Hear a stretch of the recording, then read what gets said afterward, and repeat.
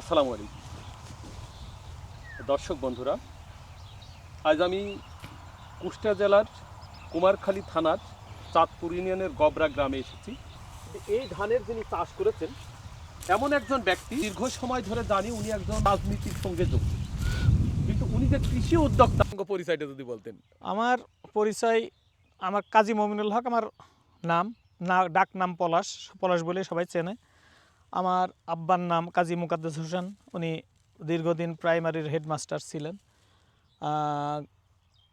গবরা গ্রামের চাঁদপুর ইউনিয়ন এবং কুমারখালী উপজেলার আমি সন্তান। রাজনীতির সঙ্গে যুক্ত মানুষ, হ্যাঁ, যেহেতু ইউনিয়ন পর্যায়ে আপনার ব্যাপক পরিচিতি আছে, আপনি দুইবার চেয়ারম্যান নির্বাচন করেছেন, হ্যাঁ। তাহলে আপনি কেন চাষের সঙ্গে যুক্ত হলেন সেই ব্যাপারে যদি আমাদের একটু বলতেন। রাজনীতি একটা মানুষের নেশা, আর মূল কর্ম আমার কৃষিকাজ এবং আমি ব্যবসাও করি, ঠিকাদারি ব্যবসাও করি।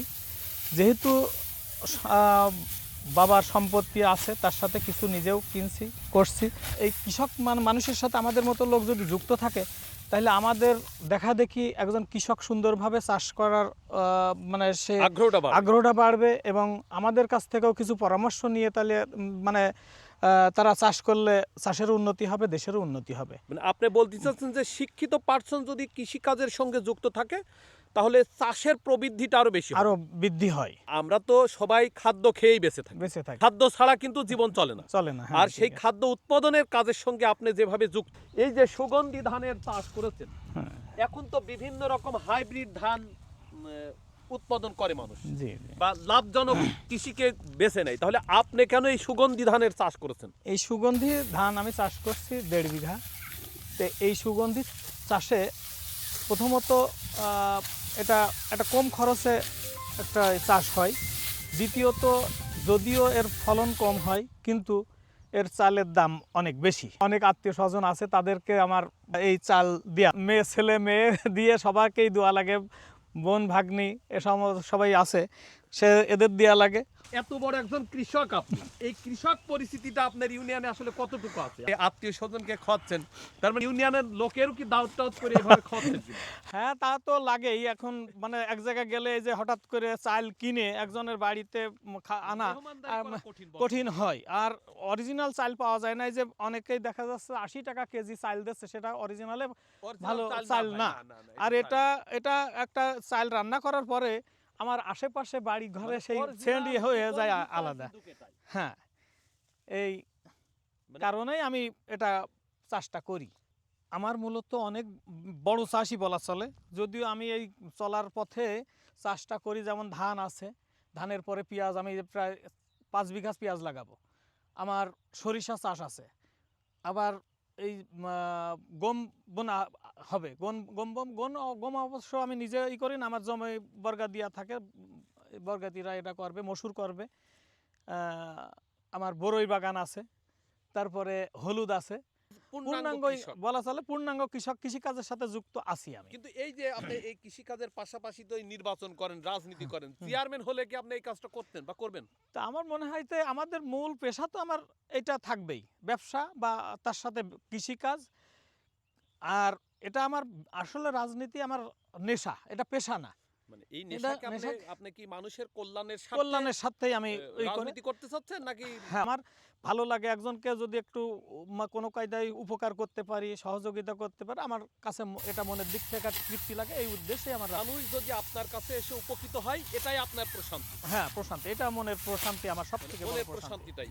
আগেই বলেছি যে উনি আমাদের এলাকার একজন খুব পরিচিত মুখ, কিন্তু এত বড় কৃষির সঙ্গে যুক্ত তা হয়তো আমাদের ইউনিয়নের লোক বা আমাদের এলাকার লোক এখনো সেভাবে জানে না। হয়তো এই ভিডিওর মাধ্যমে অনেকেই জানতে পারবে। আমরা এই সব মানুষকে অবশ্যই সম্মান এবং স্যালুট জানাই যে এদের অনুপ্রেরণায়, এদের ভালোবাসায় কৃষি আরও এগিয়ে যাবে, কৃষকের অনুপ্রেরণা বাড়বে। ওনাদের পরিবার প্রায় সবাই শিক্ষিত মানুষ, কিন্তু সেই শিক্ষিত পরিবার থেকে উনি যে কৃষিকে এখনো আঁকড়ে ধরে আছেন। পরিবারে আমার মেয়ে ডাক্তার, 2 জামাই ডাক্তার, আমার ভাগ্নি ডাক্তার, আমার ভাগ্নি মানে নাতি জামাই নাতিন ডাক্তার, আর ছোট ভাইয়ের সম্বন্ধী ডাক্তার, আমার আরেক ভাগ্নি ডাক্তার, ইঞ্জিনিয়ার আছে, আপনার পিডিবির এসি আমার আপন ভাগ্নে, সচিবালয়ে আছে মন্ত্রী পরিষদ সচিবালয়ে আমার ভাগ্নে আছে, আর এক শিক্ষা মন্ত্রণালয় মানে জয়েন্ট সেক্রেটারি আছে আমার ভাগ্নে। তো আমরা আল্লাহর মধ্যে আমি চলি, আমরা সব পরিবারের সব লেভেলে আমি একটা চলার আমার একটা মানসিকতা, সেভাবেই চলি।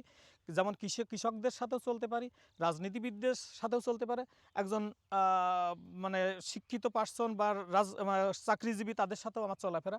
আমি কুষ্টিয়াতে একটা ব্যাংক আছে, ভূমি উন্নয়ন ব্যাংক, ওই ব্যাংকের সাথে সংযুক্ত আছি। ওই ব্যাংকের আমি বর্তমান চেয়ারম্যান।